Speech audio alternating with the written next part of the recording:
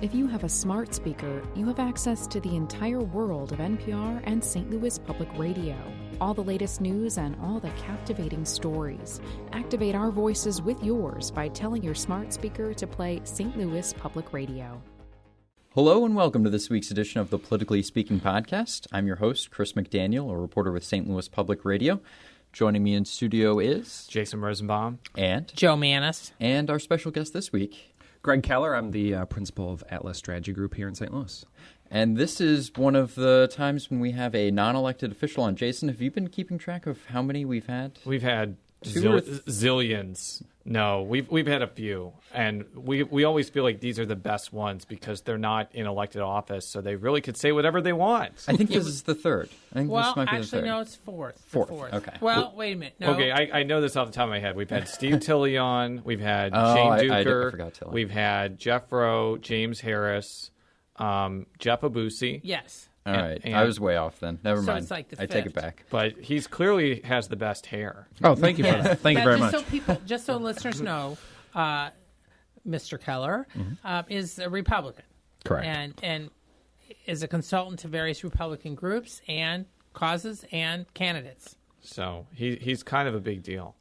Yeah, so we want to give you a sense of the Republican perspective here, looking ahead towards the election in a couple weeks and also the next big one in a couple years. So how long have you been consulting, and how did you get into it? Yeah, so I started in Missouri Republican politics in 2001, graduated from college in 99, and moved out to the East Coast and worked in finance in Boston for my first 2 years. Where did you go to college? Went to Florida State in Tallahassee, moved up to Boston for no other reason at the time than that I had a brother living there who I could crash with for free for a few months. But you grew up here? Did grow up here. Okay, Yep. big question. Clayton High School. Okay. Now, did you go to high school with Senator Maria Chappelle Nadal? We were at Clayton at the exact same time. She is, to this day, my favorite Democrat in all of Missouri politics.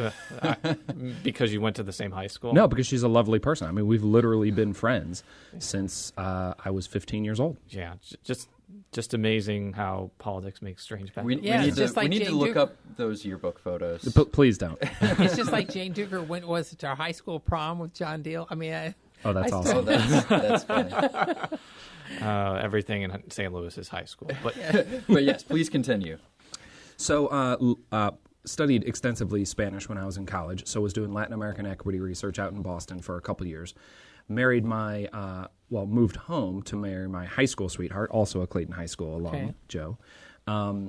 And I was interviewing for finance positions in St. Louis, but as you would imagine, there's something of a dearth of finance positions in St. Louis, Missouri, where you can do Latin American equity research.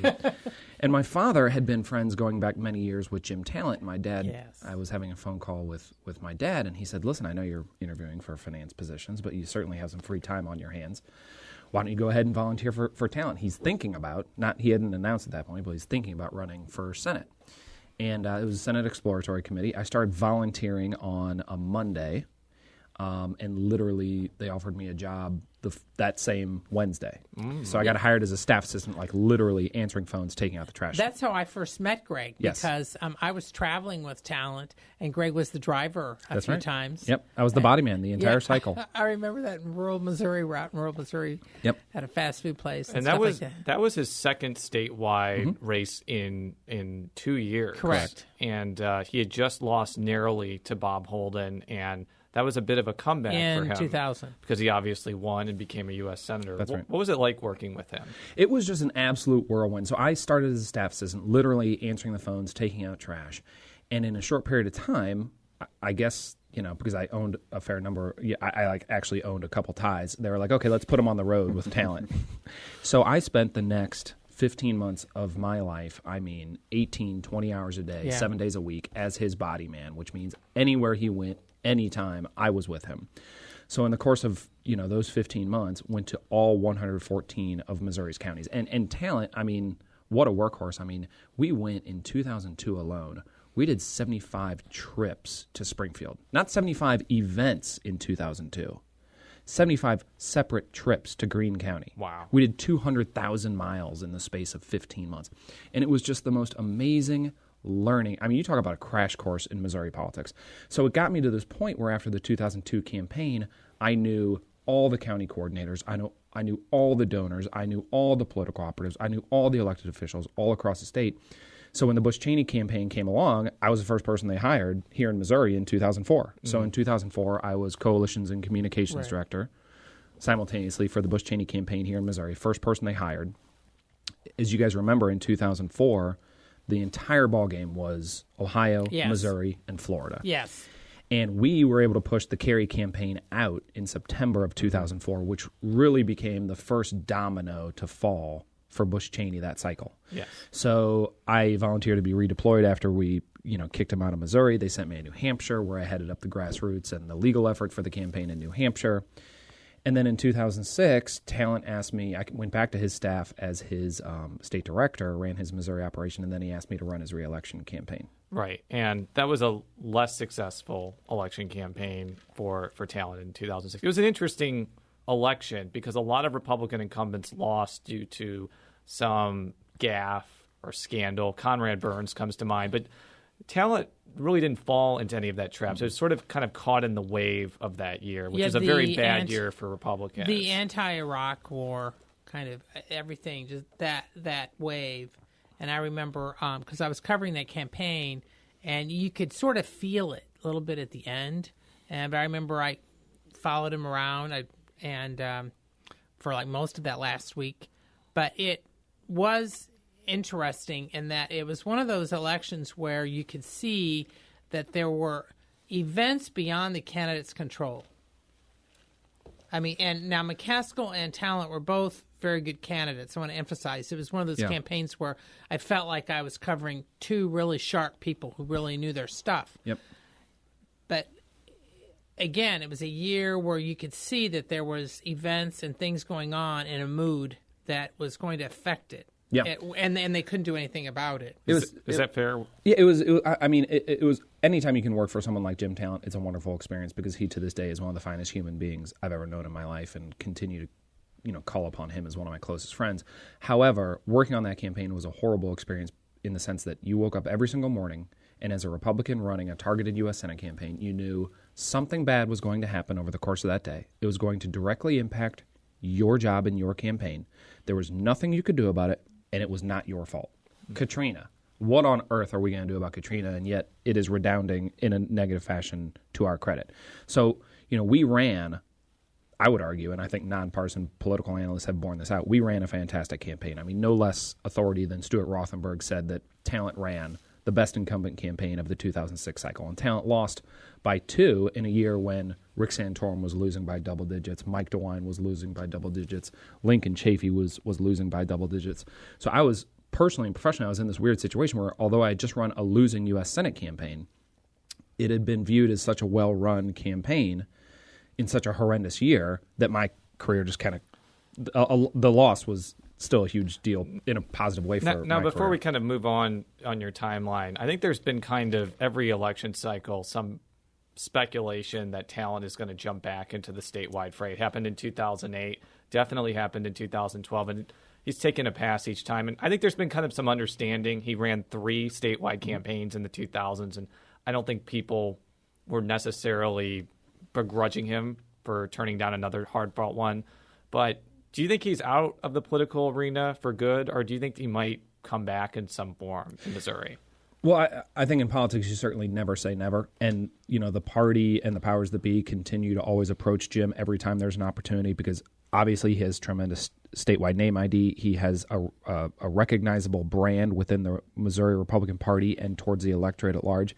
He's one of the greatest fundraisers that the Republican Party, has ever had here in Missouri.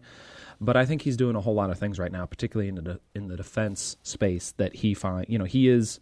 A lot of people were saying it was going to, if Mitt Romney had gotten through, a lot of people were saying that it was either going to be White House Chief of Staff Jim Talent if he wanted it, or it was going to be Secretary of Defense Jim Talent. Right. And so, you never say never, but he's really working on things that he really loves and enjoys and has become one of the top, if he wasn't already, and he probably was, but is just recognized as one of the top practitioners in those spaces.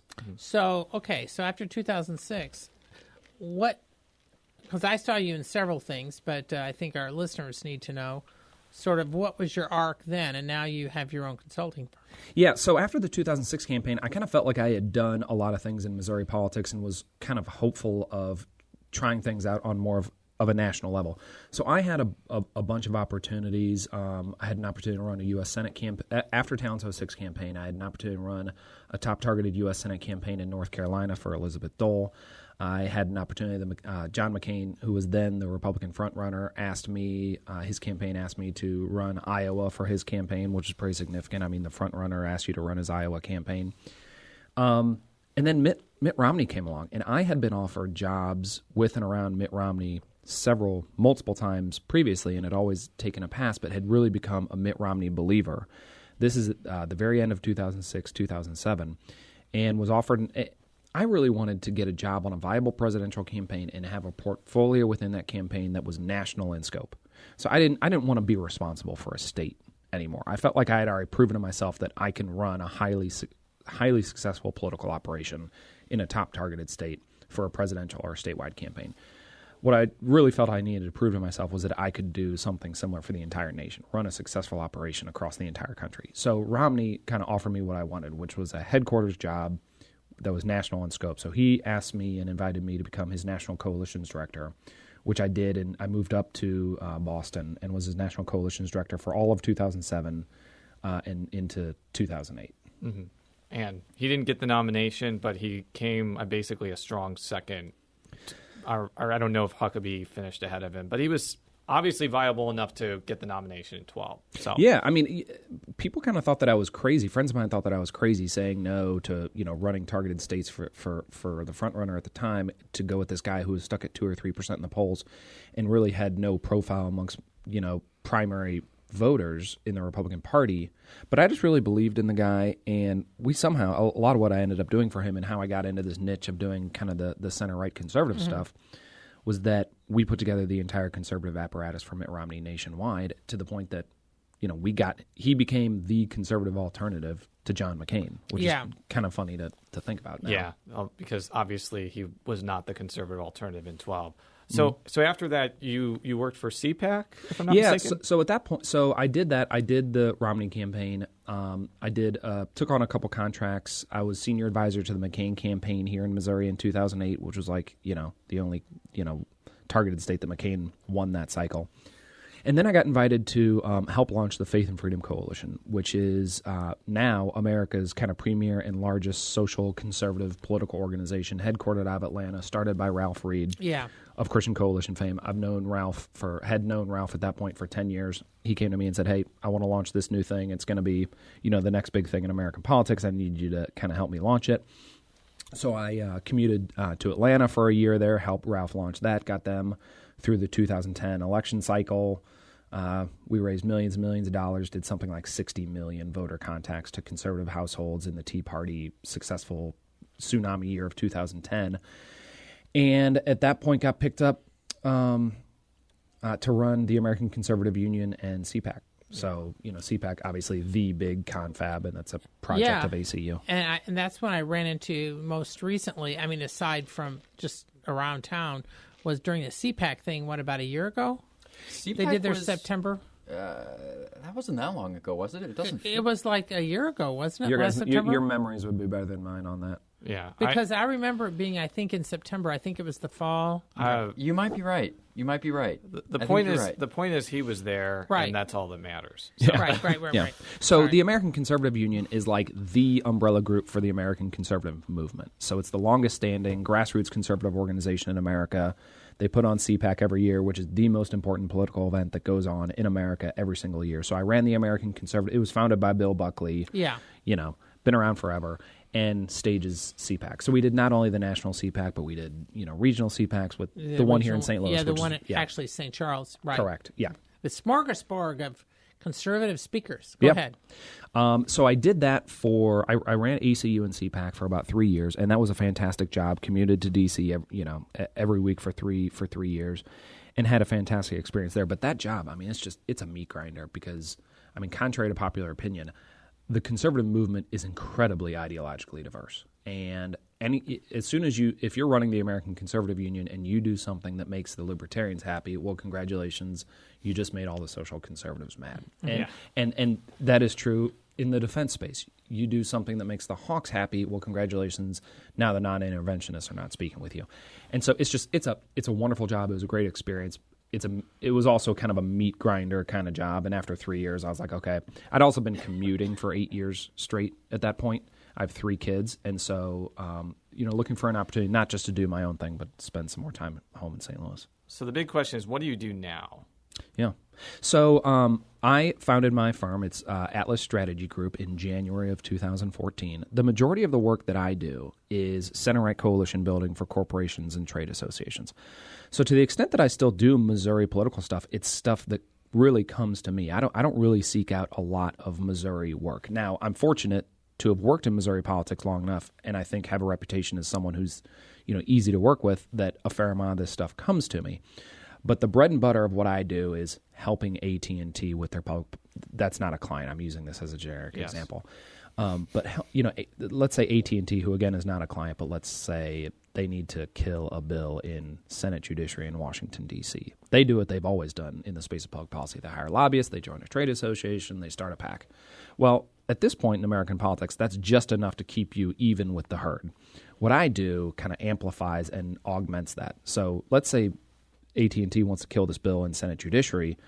They come to me, and I go and I get all this center-right, Tea Party, conservative, libertarian think tanks and grassroots organizations banging on Senate Judiciary members about how they want to kill this, and that is completely consonant and consistent with free market ideology.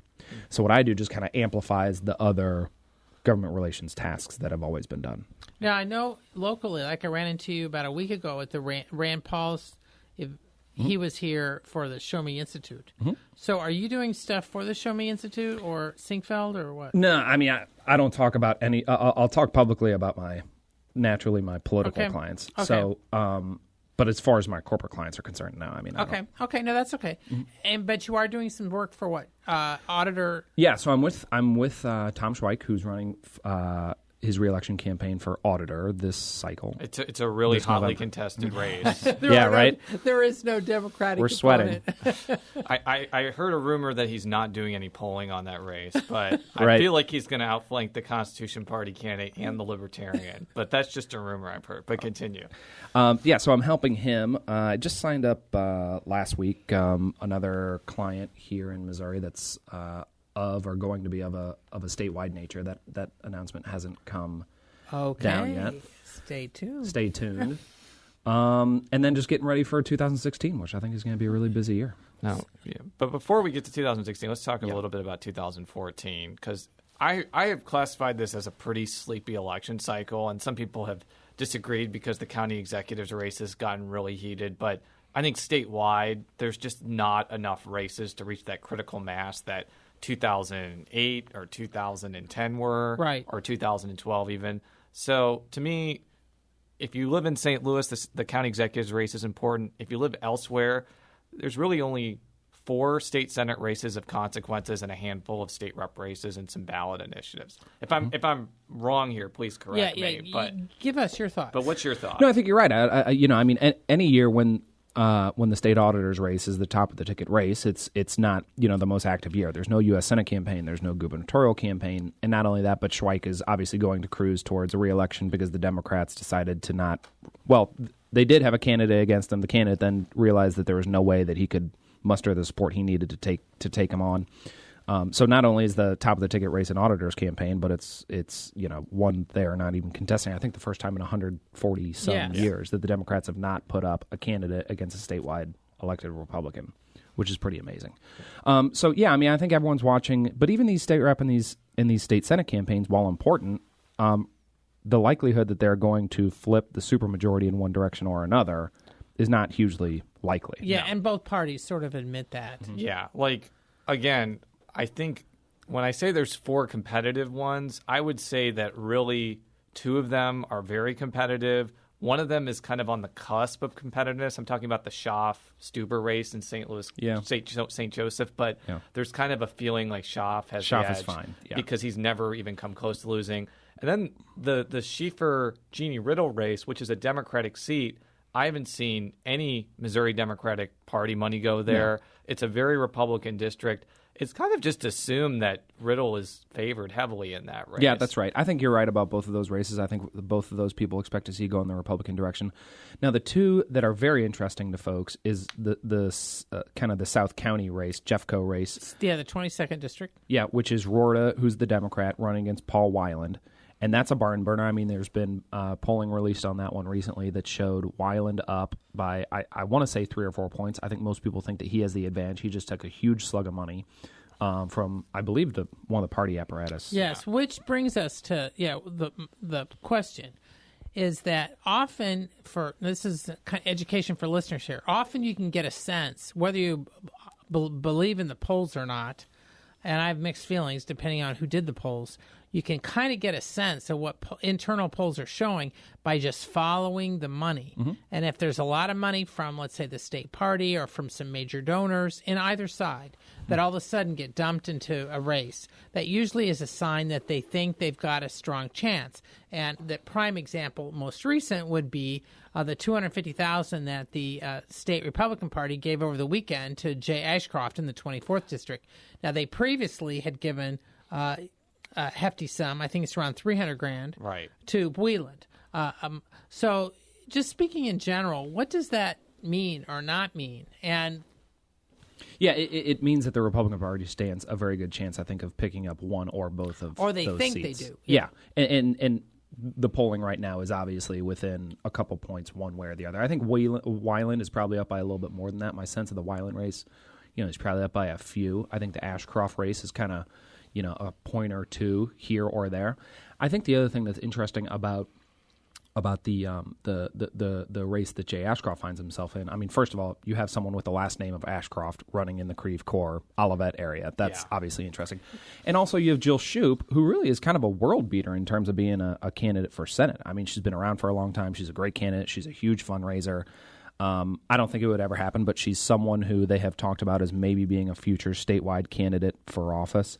So not only do you have the opportunity from a Republican perspective to get an Ashcroft into office, and he's raising a ton of money and has proven to be a very solid candidate, but you have an opportunity to take out one of the Democrats' most favored candidates running anywhere right now. And, of course, that's been a huge problem for Republicans. The one place where we've fallen down in recent years politically in this state is with the elected officials. We didn't, kill the candidacy in the womb of people like Jason Kander or Clint Zweifel or something like that. Chris Koster. Or Chris Koster, So I think that there's people are even more excited about the possibility of, maybe knocking down or knocking out someone who could maybe come to haunt us in a more substantial manner. Well, I got a question kind of about the Jeffco race, because one of the things I found interesting is kind of how both candidates kind of chafe against the overall messaging of both parties.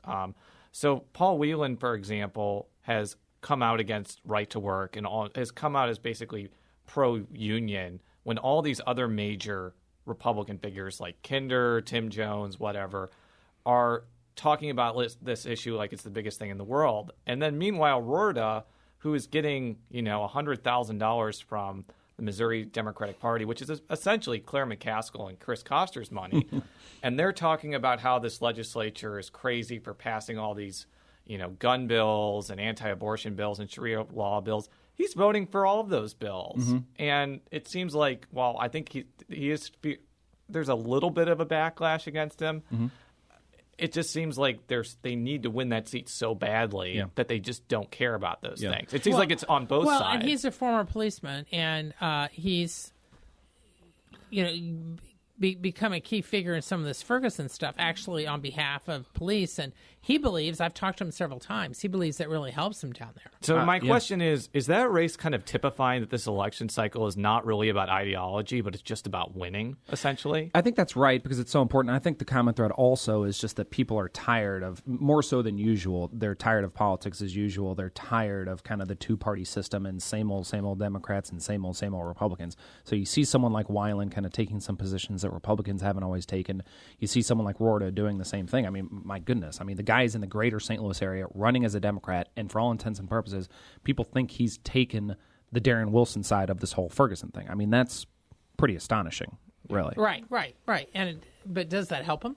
I mean, just Oh, yeah. strategically. Absolutely. Just strategically. We're not talking Yeah, about... I say greater St. Louis area, like greater. I mean, it's Right. like it's Jeffco. It's like way south. Now, and then you've got St. Louis County Executive, where you've got Democrat Steve Stenger, who also is kind of a key figure in the Ferguson thing because he's allied with County Prosecutor Bob McCullough, and then you've got Republican Rick Stream, who has gotten some African-American support. Yeah. But so far, if you look at the money, at least as of the last campaign report, Stenger still had a substantial edge, and Stream wasn't getting some of this huge party money that these legislative candidates have gotten. Without taking sides or anything, do you expect that at some point, if the polling remains close or is close, that Stream will get some, or if he won't? I think that's already started. I think you've started to see that in just kind of the most recent days. I've seen several kind of notably sized contributions on the reportables of late, and I think you're going to see more of those. I think Republicans really see an opportunity here to pick up this seat. I mean, not only does Rick Stream have a nice kind of visage and a nice look and a nice kind of a soft touch that you need as a Republican running in St. Louis County. But obviously, I mean, this whole Ferguson thing is just tearing the Democrat Party in St. Louis apart. You see, people like Maria Chappelle-Nadal just verbally, just going after the sitting Democrat governor of this state every single day. You see Democrat African Americans coming out in support of Rick Stream. I mean, so it's kind of like a perfect storm. It's an off-year election. Steve Stenger, frankly, is not a very good candidate. Rick Stream is a pretty good candidate. And the whole Ferguson thing, I mean, it's just, if Republicans are ever going to win this seat again, this is the year. Let's get back to that $250,000 check. It's currently October 20th when we're recording this. The election is not that far away. About 2 weeks. About 2 weeks away. $250,000. Yeah. How would you spend that other than hiring a consulting firm? Because like a lot of the yours, TV, and the giving it all backdrop to them? here, a lot of the TV ads time, if this was a presidential year, they wouldn't even be able to buy any additional time because they have to reserve TV it. ads aren't that efficient of a way, considering it's a small district that we're talking about for state senate. Correct. Would you use it for more mailers? What would you use that for? I mean, Well, just mail speaking is in general. Mail's going to be you would put some of it in a mail, but mail takes a long time to produce. I mean, you got to come up with the piece, you got to come up with the creative, you got to print it, you got to stamp it, you got to mail it. You're sending it bulk rate, so it takes a long time to send it. So you're not going to put that. You probably are going to put some of that money in a mail, but the vast majority of it you're going to put into things that can put lead on the target now. Robocalls? Absolutely, yeah. I would do, you would do as much TV as you can. As you said, I mean, the challenge here is how do you spend on a state Senate campaign $250,000 in the space of 2.5 weeks? That's your challenge, is getting it all out the door. You're going to put as much on TV as you can, assuming that you can still buy. And because there aren't that many elections this year, there's no presidential, there's no gubernatorial, there's no U.S. Senate. There is still affordable ad time left to be bought. There's also no huge ballot initiatives this year that are really being strongly contested on the airwaves. So you still can buy TV. You would want to go heavily into radio. You would want to go heavily into digital. You'd want to go heavily into phone calls. And maybe you get another mail piece or two out, but mail pieces are pretty time-consuming to put together. My question on that, I think one of the reasons why Shoup has maybe an ideological advantage is there are pretty sizable pockets of Democratic voters in that district. And I think you actually live in that district, if I'm not mistaken. Right near it, yeah. Yeah, and my grandfather and uncle live it, so I know it reasonably well. Mm-hmm. So Shoup has what I would consider a liberal to moderate voting record on a lot of things. And in many state Senate races, especially outstate, you would probably have to, either in your last year before you run, either start voting really, really conservative or, downplay that. Right. She doesn't have to do that. No. She can just basically run on her record and may actually help her galvanize those types of voters, whereas Ashcroft can't really do the same. He can't really come out and say, I love guns. I hate abortion. I want to do all these Republican things. I'm against Medicaid expansion. I'm against Medicaid expansion because that could alienate some pockets of voters. Is that kind of an issue regardless of the money? I think they have two equal and opposite strengths in this space. She has the flexibility to be what she wants to be. Part of it is because of the makeup of the district. Part of it is because she's been around for so long. I mean, she was on the county council. She's been a state city council. I'm sorry. School board. On the school board. I mean, she has been a presence in that community for a long time, and people in that community really like her on the Democrat side. His opposite advantage is that he has no voting record. Yeah. Yes. So there's nothing that you can't say, oh, hey, Medicaid expansion, he voted against it, therefore Right. he's a troglodyte, therefore no right-thinking person from Olivet can vote for him. Troglodyte, Yeah. yeah. Now you were talking just in general before we went on the air about, Jay Ashcroft is a first-time candidate, although he's from a political family, and of course he's watched his dad run and win most of his races, and I've covered most of those over the last 20-some years. Now, but when you're dealing with a first-time candidate, are there challenges, Yeah. especially if they're in the business field? Yeah, I've worked for some first-time candidates, and first-time candidates are always challenging, and I would actually say that the more successful someone is outside of politics, there's an inversely proportionate relationship between how successful someone is outside of politics and how easy they are to work for inside of politics. So, for instance, let's say you're working for a CEO who's worth $100 million, who made his money, whatever, in finance or construction or whatever. This guy's always been a world beater in the world of business. And he's going to come to politics and he's going to think that he just naturally is going to be a world beater. But the discipline is completely different. The skill set is completely different. And not only that, they're a CEO, so they're used to making all the decisions themselves. And they're and used to having other people do stuff for them. I'm sorry? And they're used to having other people do stuff for them, including like knocking on doors. It's not like these guys are going to be used to knocking on doors. Well, the problem with CEOs is that CEOs want to make every decision on everything all the time. And campaigns are too multifaceted and move too quickly for CEOs think in terms of quarters and business cycles and years. Well, when you work on a campaign, it doesn't matter that you make the perfect decision. What matters is that you make a decision. Mm-hmm. Even if you make the wrong decision, who cares? We'll fix it tomorrow. Mm-hmm. So CEOs want to sit around and think big. Not all CEOs, but in my experience, a lot of CEOs want to sit around and spend 2 weeks making a decision. And they're just poorly served by spending too much time making a decision that is never perfect, because no decision is ever perfect. You just got to make a decision. In politics, you got to make a decision, and you got to go. So let's do some quick hits on 2016, because we are running a little low on time. Yep. First of all, do you think your high school classmate Maria Chappelle-Nadal will run against Lacey Clay? Boy, I sure hope so. I mean, I think she's my favorite Democrat in Missouri politics today. I think she'd give him a credible run. Do you think that she could beat him? Because a lot of people don't like Lacey Clay for various reasons, but when he gets that campaign machine revving, he is a pretty difficult person to beat. Why do you think that she would be better than, say, Russ Carnahan, for example? Well, I think she's just been able to get, really, I think she would be more energetic. I mean, Maria is an extremely energetic person. I think she would out-campaign Lacey pretty substantially. I think she'd be able to raise a decent amount of money. I think she now has something of a national profile. I mean, look at what's happened to, her Twitter follower followership. Well, since she's unlocked it, that also helps. Yeah, that helps too. But I mean, when you're on MSNBC every other day for 2 months, that helps too.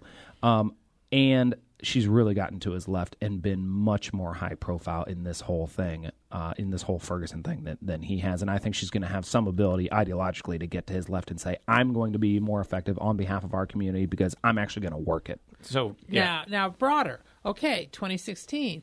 Who do you? You're maybe a little biased here because you're working for Schweich, but still looking at it. I mean, what do you see as 2016 on a state level and national level? Are we going to be a presidential battleground, or are the Republicans just going to assume they've got us? Do you think that? I know it's difficult. Some Republicans feel they're in a difficult position because Koster has raised so much money. Mm-hmm. Missouri is not going to be a bellwether at the presidential level. Okay. I wrote something today, wrote a blog post today, and the gist of it was that I'm tired of Republicans belly aching and complaining about our field in 2016. It's a fantastic field. We have something for everyone, whether you are a Republican, a Libertarian, a conservative, a social conservative, whatever. If you like Libertarians, you get Rand Paul. You want a blue-collar upper Midwesterner, you got Scott Walker. You want a Bushy, we potentially have Jeb. You want a South Florida phenom, you got Marco Rubio. You want a SoCo, you got either Rick Santorum or Huckabee. You want a turnaround type governor, you got Rick Perry. Where does Cruz fit in? Cruz is like the truest of the true believers. Okay. People are super excited about his candidacy. Okay, because Jeff Rowe is representing Cruz, just so people know. Oh, yeah, and I love Ted Cruz. I think he'll be and Jeff is a hugely talented guy, and I expect that he's, assuming he runs that campaign, and I expect that he will. I think they're going to do very well. So for the governor's race, though, I mean, again, for full disclosure, as we already know, you're working for Schweich now. Is it possible for the Republicans to avoid a difficult, nasty, expensive primary that could give Chris Koster an advantage? Or could it be a situation that even if there is a primary, the winner of that may go up against Koster more ready to fight or whatever? Yeah, I mean, I think if you look at the numbers, I think you have to conclude that even with a primary, Republicans can win that, and so I don't think that there's any reason for people to be overly pessimistic about the situation. I think we have two good candidates running, and I think that potentially either one of them could. Now, I work for Tom Schweich. Obviously, I believe that Tom is the guy and that he has strengths that Catherine and her candidacy do not. But I think that, either of them, I certainly think Tom could win, and I think that there's a potential scenario where Catherine maybe could too. What's the key for beating Koster? Because I know that he gets kind of ripped by a lot of Republicans for switching sides and being a turncoat or whatever, but he's seen as pretty universally as pretty formidable. What do you think the key is to beating him? Yeah, you can't just say, if you attack him for the fact that he used to be a Republican and now he's a Democrat, that is not going to motivate people to vote against him. What you need to do is you need to turn it into a character issue. And so what I would do is I would say, hey, listen, I mean, this is one small sin amongst many larger sins. So let's talk about pro-life. Here's where he was. Here's who he is. Here's on the gay marriage thing. Here's where he was. Here's where he is. Here's where he was on taxes and spending. So you make it more about, you make it more about someone who you just can't pin down on any one particular issue, and you need to make it about who he is as a person and not just about switching parties, because your average voter does not care that the guy switched parties. If anything, it probably makes him a little bit more attractive rather than less. Okay, just one quick question. One more question. Will Lieutenant Governor Peter Kinder run for a fourth term in 2016? I've not seen any evidence that leads me to believe that he won't, but I am not privy to any inside information there. Yeah. All right, I'm going to close this out here. I'm going to throw out one thing, though. Joe was absolutely correct. CPAC St. Louis was a year ago. It feels like 6 months ago. There you go. Yeah, my timing is bad. You can read all of our stories at stlpublicradio.org. You can follow me on Twitter at @CSMcDaniel. Jason. Jay Rosenbaum. And Joe. At Jay Mannis. That's JMANNIES. And you can be followed on Twitter as well. At Gregg Keller, RGREGGKELLER. Or at Gregg Keller's hair. Gregg Keller hair. That would be the alternate. Hashtag. Yes. We'll be back next week. Until then, so long. The Gateway brings you the day's news from the St. Louis region and across Missouri. It also includes stories from the Illinois side of the river and our Metro East reporter, Will Bauer. In Alton, in Belleville, in East St. Louis, in Edwardsville, in Cahokia Heights, at Scott Air Force Base, I'm Will Bauer. St. Louis Public Radio. Listen to reports from Will and all of our journalists weekdays on the Gateway, on the STLPR app, and wherever you get podcasts.